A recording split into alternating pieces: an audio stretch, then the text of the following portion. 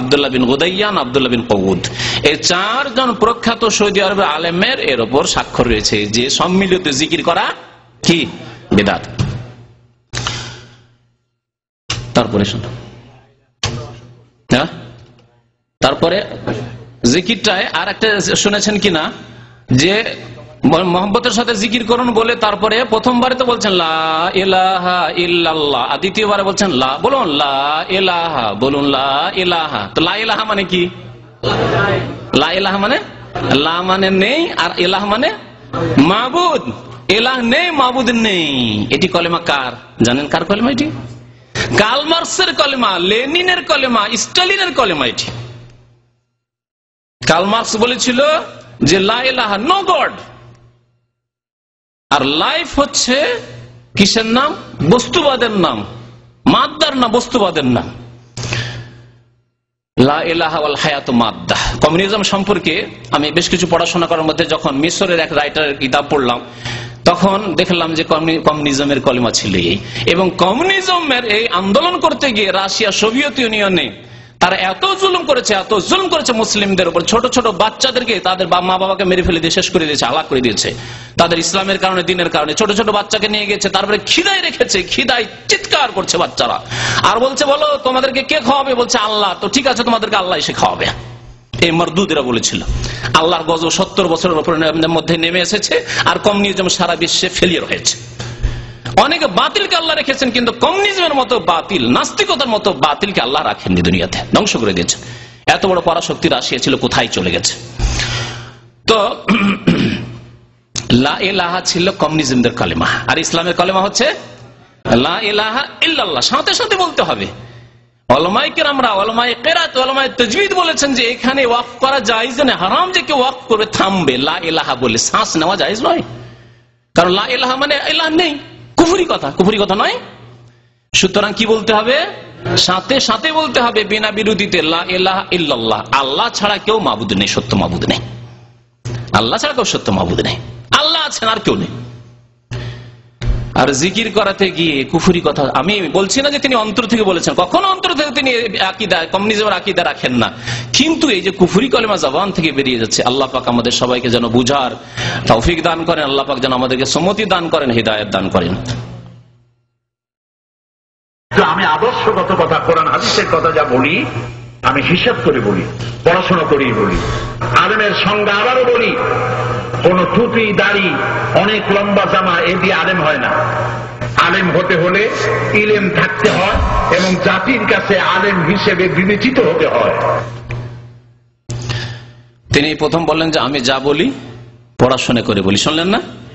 তার পড়াশোনার অবস্থা বুঝতে পারছেন, আর জাল হাদিসগুলো আসবে তার আরো ভালোভাবে বুঝতে পারবেন যে কতটুকু পড়াশোনা করেন। এবং তার পড়াশোনা সম্পর্কে আপনাদের অবগতির জন্য যতটা আমার জানা আছে, তিনি শর্ষিনার মাদ্রাসা থেকে কামেল পাশ করা লোকের কতটা বিদ্যা হয় আমাদের দেশের সাধারণ আলেমরাও বুঝে। আলিয়া মাদ্রাসাতে যে কোনো কিতাব পড়া হয় পরীক্ষা পাশ করার জন্য, আলেম ফাজেল দাখিল এসব পাশ করার জন্য, কামেল এসব পাশ করার জন্য হাদিসের কিতাব পড়া হলো 10, 20টা, 40টা, 50টা পাতা পড়া হয়। এই করে এটা কেউ অস্বীকার করতে পারবে না।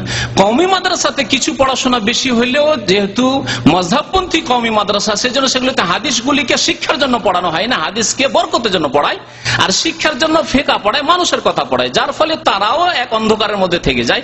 রাসূলুল্লাহ সাল্লাল্লাহু আলাইহি ওয়াসাল্লাম সহিহ হাদিস আমল করার মতো ঈমান তৈরি হয় না, আমল তৈরি হয় না। এই হচ্ছে কওমি মাদ্রাসার অবস্থা, আর এই হচ্ছে আলিয়া মাদ্রাসার অবস্থা। তো তার পড়াশোনার যোগ্যতা এতটুকু। কামেল পাশ মানুষ অনেকে এখানে আছে যারা সাধারণ কাজ করছে, বাক শক্তি তার কাছে নেই, সেই জন্য বক্তা হইতে পারেননি। আর সাইদি সাহেবের কাছে বাক শক্তি মাশাআল্লাহ তাবারাক, আল্লাহর দান, সেই জন্য এক বড় বক্তা হয়ে গেছেন। আর এলমের দৌড় দেখতেই পাচ্ছেন এবং আরো দেখতে পাবেন। তারপরে তিনি আরেকটি কথা বললেন যে ভুল ধরার জন্য এমন আলেম হইতে হবে যার কাছে এলম আছে। এটি কথা, সত্য কথা, এলম হইতে হবে। আরেকটি কথা বললেন জাতির কাছে আলেম হিসাবে বিবেচিত হইতে হবে। জাতি থেকে উদ্দেশ্য তার কি অস্পষ্ট কথা। যদি জাতি থেকে উদ্দেশ্য হয় উম্মতে মুসলিম জাতি, আর এটাই হচ্ছে ঠিক। আল্লাহ পাক কোরআনে জাতি কাকে বলেছেন? ইন্না হাযিহি উম্মাতুকুম উম্মাতান ওয়াহিদা। নিশ্চয় এই উম্মত হচ্ছে কয়টি উম্মত? অনেক। বাঙালি উম্মত, উর্দু উম্মত, ভারতীয় উম্মত, জাপানি জাতি, আমেরিকান জাতি, মুসলিম, এইভাবে আরব, অনারব ভাগ করে যান। আফ্রিকান, ইউরোপিয়ান, এশিয়ান না, ভাগ করেননি। আল্লাহ বলছেন উম্মাতান ওয়াহিদা, একটি উম্মত, একটি জাতি। তাহলে আমাদের জাতি হচ্ছে মুসলিম জাতি। মুসলিম জাতির কাছে বিবেচিত হইতে হবে আলেম হিসাবে, তাহলে যোগ্য আলেম হয়ে যাবে কথা বলা।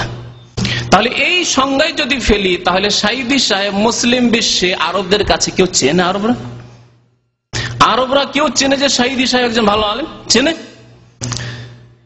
চেনলে 2 মাস আগে এসেছেন এখানে বক্তব্য করার জন্য, আর রিয়াজে গিয়েছেন এক মসজিদে বক্তব্য করার জন্য। এক জামাতি ভাই নিয়ে গিয়ে বক্তব্যের প্রোগ্রাম কোন রকম এক আরবকে বুঝিয়ে নিয়ে পারমিশন করিয়েছিল। আর যেই জানা গেল যে তার আকীদা, তার কথা সুন্নাত বিরোধী আর আকীদায় ভুল রয়েছে, তখন বক্তব্যের কাছাকাছি গিয়ে সেখানে পৌঁছে এশার নামাজ তো পড়লেন, কিন্তু বক্তব্যের পারমিশন দেওয়া হলো না, মাত্র 2 মাস আগে। আর এখনো বর্তমানে গত সপ্তাহে খবর, এখনো মনে হয় মক্কায় আছেন, আমার কাছে টেলিফোন আসলো, এবং চেষ্টা চালাচ্ছেন জিজানে বক্তব্য করার জন্য। জিজান যেহেতু দূরে, সে এলাকায় হয়তো ওই রকম ওলামা নাই, সেখানে গিয়ে বুঝিয়ে নিয়ে কোন রকম বক্তব্য করিয়ে দেবো, এইরকম চেষ্টা চলছিল গত সপ্তাহে। আমার কাছে খবর আসলো, আমি তাদেরকে বললাম যে ভাই, তার উপর আমি বক্তব্য করতে যাচ্ছি এবং তার যে ভুল ত্রুটি সেগুলি আপনাদেরকে সামান্য কিছু জানিয়ে দিচ্ছি, আর অতিরিক্ত জানার জন্য ক্যাসেট আমার কাছে মজুদ রয়েছে। বিনা প্রমাণে মৌখিক কথা বলি না, একটিও কথা যাতে আল্লাহ না